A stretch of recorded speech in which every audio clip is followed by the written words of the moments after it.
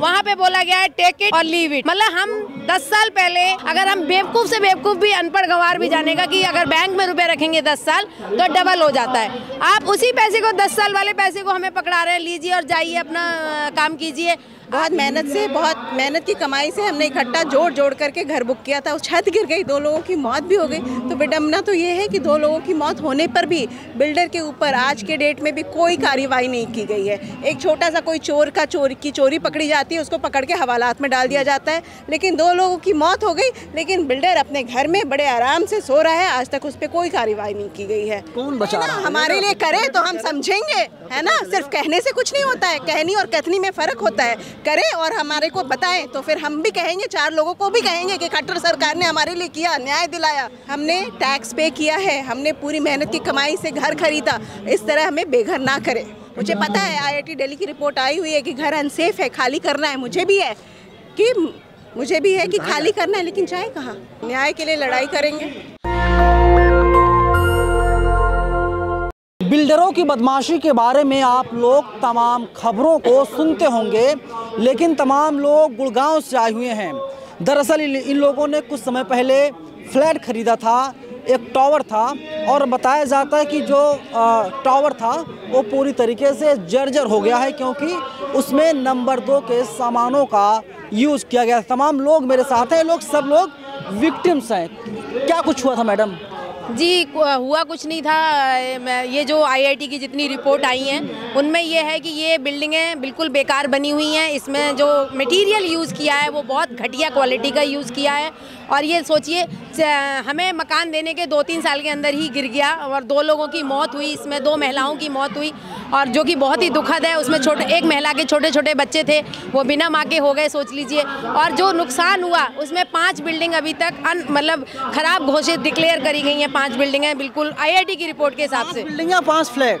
नहीं, 5 बिल्डिंगें, towers, 5 towers बिल्कुल अनसेफ डिक्लेयर की गई हैं IIT से।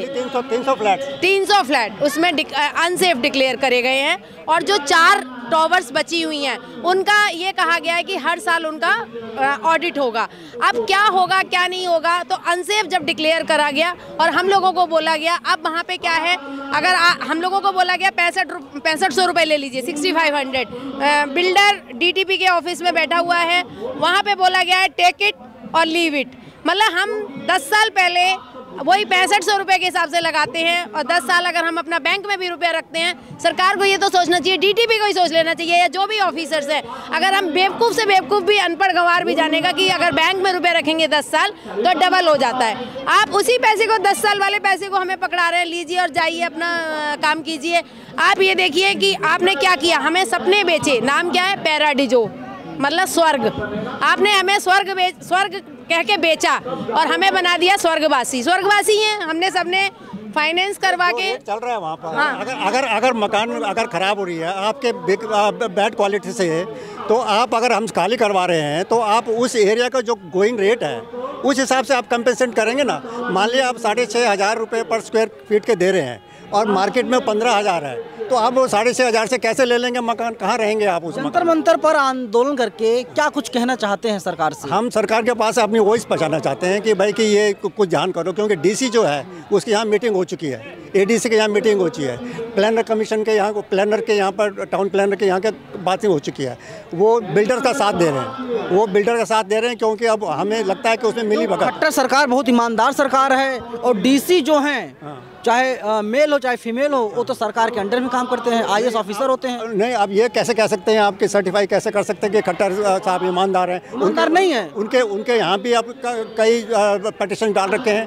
अब DC के क्या, अगर DC ऐसा है तो DC कैसे कह रहा है कि भाई कि ठीक है तुम मतलब कि ये 65 ले लो, खाली कर दो इसको? कैसे वो कैसे कह रहा है कि तुम खाली कर दो? वो ऑल्टरनेटिव अकोमोडेशन देना। वो ये कह रहे हैं कि IIT दिल्ली ने बोल दिया कि अनसेफ हैं टावर्स, तो आप खाली करो। उन्होंने डिजास्टर मैनेजमेंट एक्ट लगा दिया। अगर डिजास्टर मैनेजमेंट लगा दिया तो अगर आप कोई झुग्गी झोपड़े भी खाली करवाते हो तो उसका आप कोई रिहेबिलिटेशन का अरेंजमेंट करते हो, तो वो आगे करते हो। ये कुछ नहीं कर रहे, ये कह रहे हैं आप खाली करो, क्योंकि ये अनसेफ है रहने के लिए। आदमी कहाँ जाएगा? कितने रुपये में खरीदा था आपने? 1 करोड़ लग गया था उस टाइम। जो हमने तो 2011 में बुक किया था, 17 में मिला था। और तब 6-7 बाद मिला था। उस टाइम लगा था हमें 1-1.25 करोड़ के करीब, क्योंकि अंदर लोगों ने काम भी तो करवाया है, उसमें सामान भी शिफ्ट कराया, उसमें कुछ अपना रेनोवेशन करवाया है। आज है अलग वो है, कोई 1800 का है, कोई 2050 का है, कोई 3000 स्क्वायर फुट का है, 2600 स्क्वायर फुट का है। उस हिसाब से वो 6500 के करीब दे रहा है, जबकि मार्केट में उस टाइम अब 6500 का वहाँ पर कुछ नहीं मिल रहा। वहाँ पर 15, क्योंकि द्वारका एक्सप्रेस वे में है ये, और Dwarka express way almost completion में है, अभी 1-8 महीने में खुलने वाला, अगर आपने देखा होगा वहाँ। और ये बिल्कुल प्राइम लोकेशन पे है 109 सेक्टर में। तो अब आप कहोगे कि 5,500-6,500 में आप ले लो, ये दोबारा बनाएगा, टावर बनाएगा। पहले इसने 2 ऑप्शन दी थी, या तो आप 4.5 में ले लो, या हम इसको बना के देंगे 3 साल में। तो लोगों ने ऑप्शन दी कि हम 3 साल में तैयार हैं, आप 3 साल में हमें बना के दो इसको दोबारा डिमोलिश करके, और अब हमें किराया दो तब तक का। इसने बाद में वो विड्रॉ कर लिया अपनी सेकंड जो ऑप्शन था, कहता नहीं अब वो कहता। आपने क्या सोच कर घर लिया था? मैंने घर 2012 में बुक किया था और उस टाइम पे 1 करोड़ रुपए से ज़्यादा लगाए थे। बहुत मेहनत की कमाई से हमने इकट्ठा जोड़ करके घर बुक किया था। उस समय हमारे को 1 करोड़ बहुत बड़ा अमाउंट भी लगता था, और हमें लगता था कि चलो ले तो लिया, कैसे EMI पूरा करेंगे, किस तरह से करेंगे। फिर भी हमने ले लिया था फैमिली सपोर्ट से, और ले लिया। और उसके बाद जब हमने 5 साल के बाद शिफ्ट किया, उसके बाद हमारे को ये मालूम पड़ रहा है कि कंस्ट्रक्शन पुअर क्वालिटी है। मालूम तो हमें पड़ा, लेकिन उसके बाद भी किसी ने कुछ नहीं किया। सरकार को भी हमने DC ऑफिस में भी लोग गए और पहले भी बोला गया है, लेकिन कुछ नहीं हुआ। जब छत गिर गई, 2 लोगों की मौत भी हो गई, तो विडम्बना तो ये है कि 2 लोगों की मौत होने पर भी बिल्डर के ऊपर आज के डेट में भी कोई कार्रवाई नहीं की गई है। एक छोटा सा कोई चोरी पकड़ी जाती है, उसको पकड़ के हवालात में डाल दिया जाता है। लेकिन 2 लोगों की मौत हो गई, लेकिन बिल्डर अपने घर में बड़े आराम से सो रहा है, आज तक उस पर कोई कार्रवाई नहीं की गई है। कौन बचा रहा है, सरकार या किसका आशा है? सरकार है, एडमिन है, किसी पुलिस है, सब मिले हुए हैं, किसी ने कुछ नहीं किया है। लेकिन खट्टर साहब जो CM है तो दावा करते हैं कि बहुत ही ज्यादा पारदर्शी सरकार है, आर पार सब कुछ दिखाई देता है ना। हमारे लिए करे तो हम समझेंगे, है ना। सिर्फ कहने से कुछ नहीं होता है, कहनी और कथनी में फर्क होता है। करे और हमारे को बताएं तो फिर हम भी कहेंगे, 4 लोगों को भी कहेंगे कि खट्टर सरकार ने हमारे लिए किया, न्याय दिलवाए न्याय। हम तो 2 साल से उनके आगे पीछे कर रहे हैं, हर किसी के दरवाजे पे हमने खटखटाया है, लेकिन किसी ने हमारी अभी तक आवाज़ नहीं सुनी है। इसलिए आज हम जंतर मंतर पे धरना देने आए हैं। सरकार को, प्रशासन को अपनी बात हम कहने आए हैं कि हमारा कुछ कीजिए। हमने टैक्स पे किया है, हमने पूरी मेहनत की कमाई से घर खरीदा, इस तरह हमें बेघर ना करें। DC से जब आप लोग बातचीत करते हैं तो उनका क्या जवाब आता है, क्या रिप्लाई आता है उनका? DC का जवाब आता है, उन्होंने बोला 6,500 का रेट दिया है, आप ले लीजिए, लोग ले रहे हैं। तो DC साहब का ये जवाब आता है, हमारे को 6,500 में उस रेट में घर नहीं मिल रहा है। अगर वो दिलवा सकते हैं तो दिलवा दें हमें। तो खट्टर साहब ईमानदार हैं, दिलवा दें। वो कोई होगा ना अथॉरिटी का, क्या उनसे कोई बातचीत हुई है? वो हमारे साथ कभी किसी ने बात नहीं करी है। एक बारी DC ऑफिस में ही वो भी आए हुए थे, हाँ, जो अशोक सोलोमन जी हैं।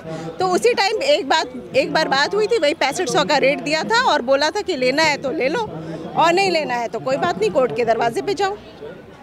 तो कोर्ट में भी चल रहा है केस, सुप्रीम कोर्ट में केस चल रहा है। कुछ लोग बाग सुप्रीम कोर्ट में गया हुआ है, लेकिन वो लटके जा रहे हैं बहुत। अभी आप लोग कहाँ रह रहे हैं? अपने किराए पर रह रहे हैं लोग बाग। लोगों ने जो खरीदा है, जैसे हमारा जैसे है, EMI भी लिया, रेंट भी दे रहे हैं, और मकान जो है बंद पड़ा हुआ है, पोल लगे हुए हैं वहाँ पर अपने घर में, या कईयों ने छोड़ा हुआ है क्योंकि अनसेफ है। मैं उसी अनसेफ घर में रह रही हूँ क्योंकि मुझे EMI दे रही हूँ। मुझे पता है, IIT दिल्ली की रिपोर्ट आई हुई है कि घर अनसेफ है, खाली करना है। मुझे भी है कि खाली करना है, लेकिन जाए कहाँ, है ना।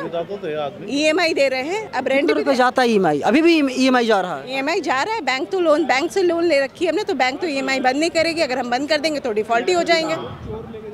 नहीं, DC बोल दे कि जी आप 6,500 तो आपको दे रहा है बिल्डर, लो ये सोसाइटी ये रही आपके सामने, ये है 6,600 में ले, 6,500 में ले लो, बोल देना। DC बोल देगा अगर ले लो तो। 10,000 12,000 से कम कोई है नहीं, क्योंकि द्वारका एक्सप्रेस वे में जो रेट दे रहे हैं, ये पुराना दे रहे हैं रेट। और जब से द्वारका एक्सप्रेस वे डेवलप हुआ है, अब या तो आप उठा के कहीं और किसी गले मोहल्ले में चले जाओ, तो वहाँ पे तो आपको 6,500 क्या, आपको 4,000 का मिल जाएगा। आपको आपने जो 12 साल, मैंने 2011 में बुक किया था, मैं पेंशनर हूँ, सारी सेविंग मेरी 2011 से 17 तक लगी। विभाग में थे आप? मैं कैबिनेट सेक्रेटरी में था, और रिटायर होके सारी मैंने 11 में बुक किया था, 17 में मुझे मिला। 1 करोड़ का दिया, पूरा डिटेल्स है, रिसीटेड बनी है। और वो पैसा वहाँ लगा के जब 17 में हमें मिला, उसके बाद उसने मकान को सारे तोड़ना शुरू हो गया। कई बार तो कंप्लेंट की, डीसी को भी किया, उसके बिल्डर को भी किया, उन्होंने रिपेयर तो करवा दी। और जब 22 फरवरी में ये कांड हुआ टावर डी में, जबकि 2 मौतें हो गई, उसके बाद सरकार ने सारे टावर्स को एग्जामिन करवाया, टेस्ट करवाया। बगल में संसद भवन है, राष्ट्रपति भवन है, प्रधानमंत्री कार्यालय है, सबको दिया हुआ जी, दिया हुआ है, पर सब लेटर दिए हुए हैं, कितने डीसी से कितनी मीटिंग हो चुकी है, सब कुछ सब लेटर गए हुए हैं। तो टावर है कितने? 9 टावर है। कितने परिवार रहते थे? कितने फ्लैट्स हैं? 550 के करीब है फ्लैट्स हैं। हाँ, एक टावर में 60 फ्लैट है, 14-15 स्टोरी है, तो 9 टावर का लगा लो आप। मतलब लगभग 5000 लोग प्रभावित हो रहे हैं। 5000 का अगर एक में अगर 4 माने तो आप फैमिली, तो ये लगा लो आप। हाँ, 9 दूनी 18,000, 20,000 के आसपास, 20,000 के आसपास में लोग प्रभावित हो रहे हैं। बिल्कुल 500, 550 लोग हैं।